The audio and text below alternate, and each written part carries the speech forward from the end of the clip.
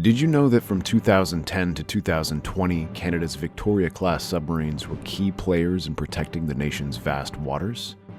These stealthy underwater warriors patrolled the Arctic and beyond, ready to respond to rising global tensions.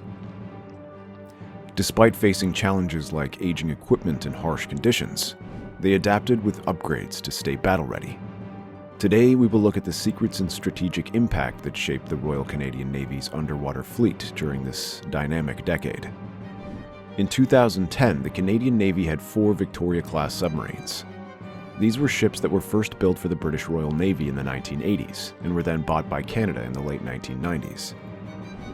After being at their most powerful during the Cold War, these subs were now used and had to navigate the icy, long coastlines of Canada.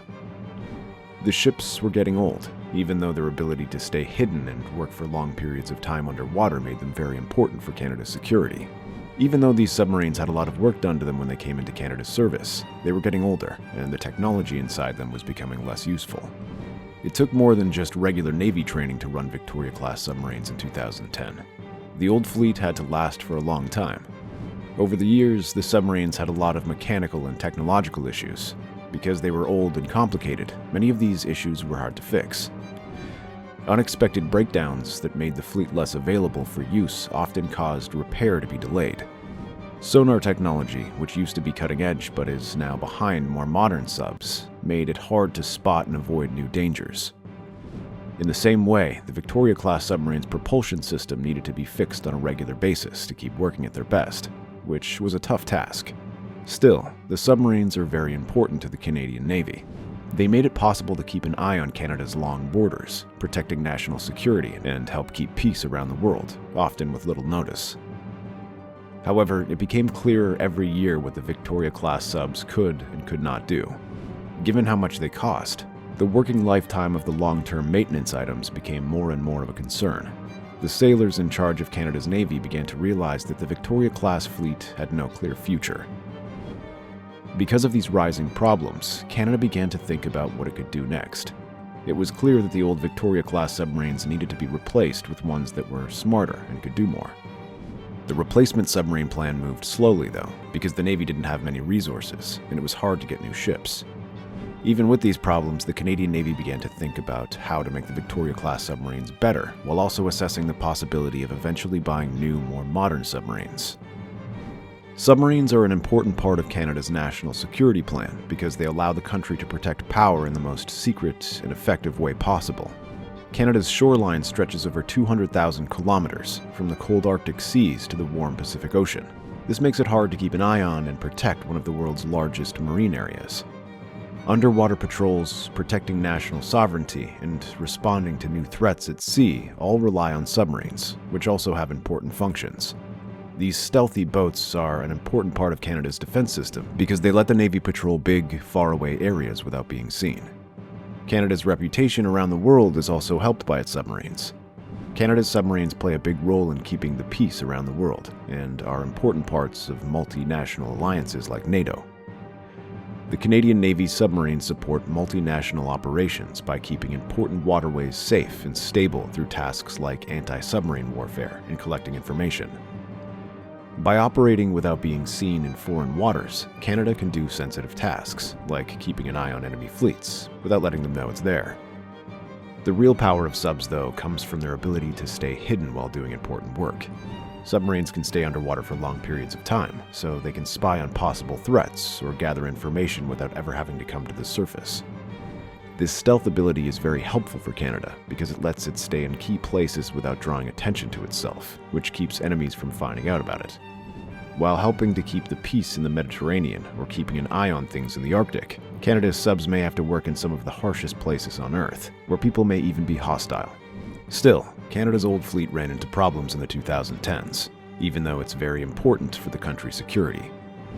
The Victoria-class submarines were still able to do their jobs, but they didn't have the advanced sonar, stealth technology, or propulsion systems that other countries' more modern subs did. Even though they could still do their jobs, Canada's subs were not as advanced technologically as other countries. When Canada's submarines were sent to other countries, where younger fleets were often better at avoiding discovery and staying hidden, these limits were felt the most. Canada's desire to keep a strong submarine force was clear, though. Even though there are problems with technology, submarines were and still are an important part of the country's defense strategy. They not only keep Canada's seas safe, but they also make sure that Canada can continue to take part in peacekeeping actions around the world, showing strength on the world stage. The Canadian Navy knew that its submarines were falling behind in technology compared to those of newer countries, so it made big investments in fleet modernization to make sure that its submarines would last longer and still be able to do important defense and peacekeeping tasks. One important thing that got a lot of attention during the effort to improve the submarines was their propulsion system. Over the years, the diesel-electric engines of the Victoria Class submarine had a lot of problems, and they were starting to show signs of their age. The Canadian Navy chose to improve the engines because they needed a reliable way to move the submarines so they could work well in faraway waters and stay at the right speed and quiet while they were working. The changes made to Canada's fleet made sure it could stay competitive in its operational environment, even though the nuclear propulsion systems were not as advanced as those on some of the newest submarines. Improving the sonar systems on the subs was just as important for the modernization projects. Many people have said that the Victorian-class submarines are old and can't see as well as newer subs because their sonar technology isn't as up-to-date. In answer, the Canadian Navy started adding modern sonar arrays to the subs, which made it much easier for them to spot and track enemy ships. These changes were necessary to improve the fleet's performance in both national and foreign operations. This allowed Canada to keep running smoothly in areas that were always being disputed. Besides the changes in technology, Canada also had a lot of problems running its government. There are many delays in the upgrading process because fixing old subs can be hard, and sometimes problems come out of the blue. The Canadian government was already under a lot of pressure to pay for other defense projects, and the costs of upgrades made things even worse. Due to tight budgets and longer timelines, the process of upgrading often took longer than planned.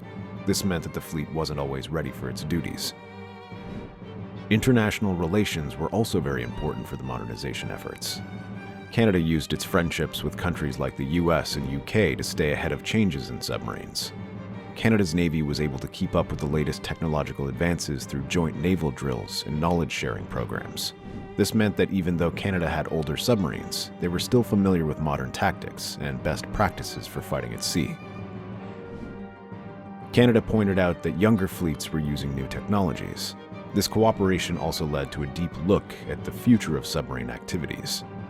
While there were problems and delays, Canada's efforts to update the Victorian-class submarines were finally an investment that had to be made for the country's future naval policy. The Navy made sure that the Victoria-class submarines could continue to be an important part of Canada's security plan by improving the fleet's sonar systems, power, and readiness for duty. The Victoria-class submarines were not the most up-to-date ships in the world after those upgrades, but they did make sure that the Canadian Navy would remain a major force in both national security and foreign peacekeeping. Canadian subs have been very important in many types of activities over the past 10 years. Some of them were trips to keep an eye on the Arctic and fight piracy off the coast of Africa. These operations showed that Canada's submarine fleet could make its position known at sea far beyond its borders. The submarines helped African countries join the fight against pirates around the world by gathering information and acting as a deterrent. In the Arctic, they did things that were meant to show that Canada had control over a region that was becoming more important in world politics. Canada has many problems, even though its defense policy relies on its submarine force. There were technical problems and operating delays that sometimes left submarines stuck, which made them less ready for their missions. Even though these events were usually small, they made people wonder about the Victorian-class subs, which are getting old. There were times when people questioned how reliable the fleet was, especially when technical issues or repairs shut down submarines for long periods. The most well-known event was when the HMCS Windsor's propulsion system briefly stopped working in 2017. This showed how much money is needed for the fleet's ongoing upkeep. These events caused debate in Canadian politics because many people wondered if the old fleet could still work.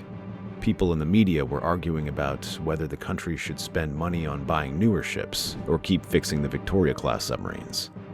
The constant technological issues made it clear that a modernization plan was needed, especially since more and more people are calling for the government to take action in the political sphere.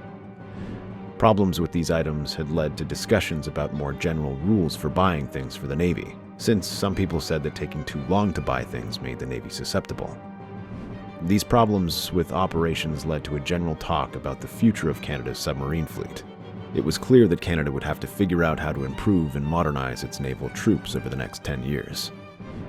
Canada understood that as the world's security situation changed, it became more important to have a modern and strong submarine force.